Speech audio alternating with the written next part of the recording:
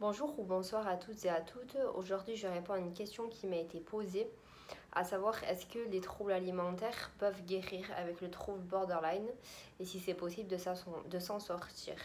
Donc, ma réponse à cette question est oui, parce que déjà, les troubles alimentaires font partie du diagnostic du trouble borderline, c'est-à-dire que c'est pas rare en fait de voir des patients qui souffrir d'un trouble limite plus d'un trouble anorexie ou boulimie. Et c'est vrai que ça peut être d'autant plus compliqué de devoir gérer la maladie plus des troubles alimentaires à côté. Et en général, ce qui explique que le borderline présente des troubles alimentaires, c'est qu'il va y avoir un rapport pathologique avec la nourriture. Donc la nourriture ici, elle va pouvoir constituer un, un mode exutoire assez malsain en fait, c'est-à-dire que la personnalité va se servir de la nourriture pour calmer sa colère, d'où les crises de boulimie.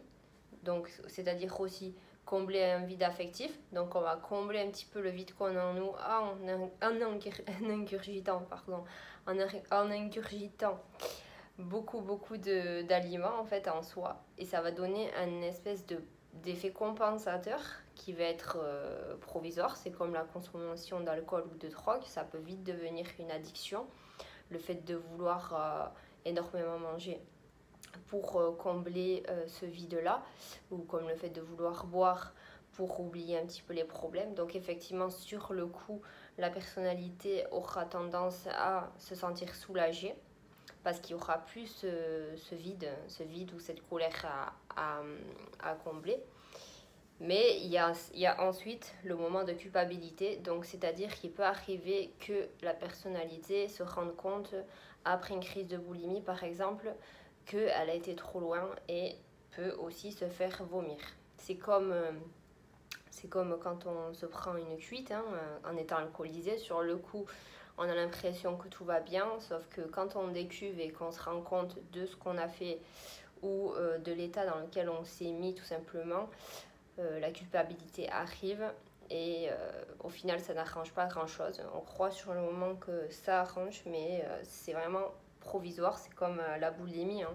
On peut croire effectivement que la nourriture peut être la solution, d'autant plus si on est dans une situation où on est seul, où on est isolé et qu'on n'a pas forcément un soutien nécessaire à l'extérieur. On peut vraiment se réfugier là-dedans et ça peut vraiment devenir pathologique.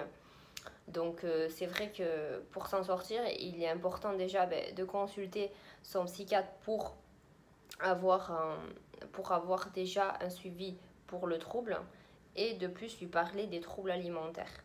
Donc ça peut être vraiment possible, mais il suffit vraiment d'en parler.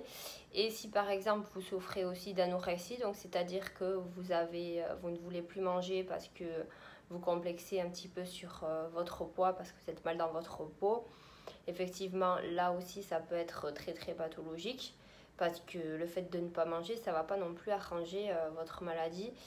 Et là, si vous avez aussi des problèmes du style digestif, parce que vous avez une très mauvaise digestion, dans le sens où vous digérez vraiment pas beaucoup de choses parce que vous êtes tellement stressé que vous avez vraiment l'estomac ou les intestins fragiles, il peut être intéressant de consulter un diététicien ou une diététicienne ou des personnes telles que des naturopathes, se tourner vers un petit peu vers la médecine parallèle pour pouvoir un petit peu voir ce que vous pouvez faire au niveau de l'alimentation.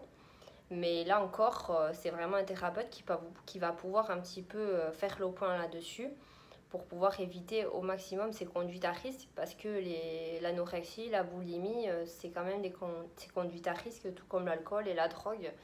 Et il faut pas s'enfoncer là-dedans parce que ça peut vraiment être problématique pour la suite. Il suffit simplement d'en parler, de ne pas rester dans son coin. Donc j'ai répondu à un commentaire hier d'une jeune fille qui me demandait comment pouvoir se faire aider quand ses parents ne veulent pas que cette dernière voie un psy. J'ai dit qu'effectivement il y avait les urgences psychiatriques, donc c'est un lieu en fait qui est aux urgences même d'un hôpital dans lequel vous pouvez vous rendre en fait sans engagement. Et si admettons un soir vous êtes pris par une crise de boulimie, vous pouvez toujours très bien vous rendre dans ce service-là d'un hôpital, hein, le plus proche que vous ayez. En général, ils ont souvent une unité psychiatrique. Et c'est vrai que ça peut être pas mal de pouvoir parler à des personnes qui sont quand même extérieures à la situation, qui vont pouvoir vous écouter et qui vont pouvoir calmer les angoisses avant de vous jeter sur la nourriture, par exemple. Et pour ce qui est de l'anorexie, c'est bien aussi voilà, de voir avec un spécialiste de l'alimentation comment vous pouvez faire pour prendre du poids, parce que vous pouvez très bien aussi perdre 5-6 kilos et ça peut être vraiment très difficile de se remettre à manger parce que vous avez l'estomac qui s'est rétréci. Du coup, on ne peut pas vous demander d'avaler un repas entier. Donc, ça serait bien de pouvoir optimiser vos repas, de voir ce qui est le mieux pour votre reprise de poids et d'essayer un petit peu de calmer ces angoisses à l'idée tout simplement de reprendre du poids. Moi, je ne suis pas non plus spécialiste dans les troubles alimentaires, mais je pense qu'avec des spécialistes, eux, qui sont spécialisés là-dedans, il y a moyen de faire quelque chose. Donc voilà, et pour les personnes qui souffrent de problèmes digestifs, voilà, moi je préfère en parler parce que ça a été mon cas. Effectivement, c'est bien de se tourner vers la médecine un petit peu parallèle pour voir un petit peu ce que vous pouvez trouver comme aliment qui va vous soulager au niveau digestif, parce que ça peut vraiment être très très pénalisant quand vous voulez manger quelque part mais que vous êtes rapidement malade parce que vous avez l'impression d'avoir l'estomac toujours rempli, alors que c'est pas forcément le cas, mais vous êtes tellement stressé que vous n'arrivez pas forcément à calmer un petit peu ces douleurs.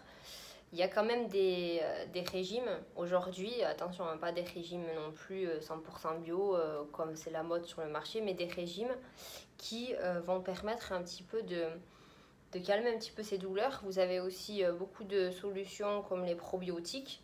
C'est des probiotiques en gélule, ou même vous avez d'autres solutions possibles, mais en général les probiotiques c'est quand même assez recommandé quand on souffre de maux de ventre qui sont récurrents.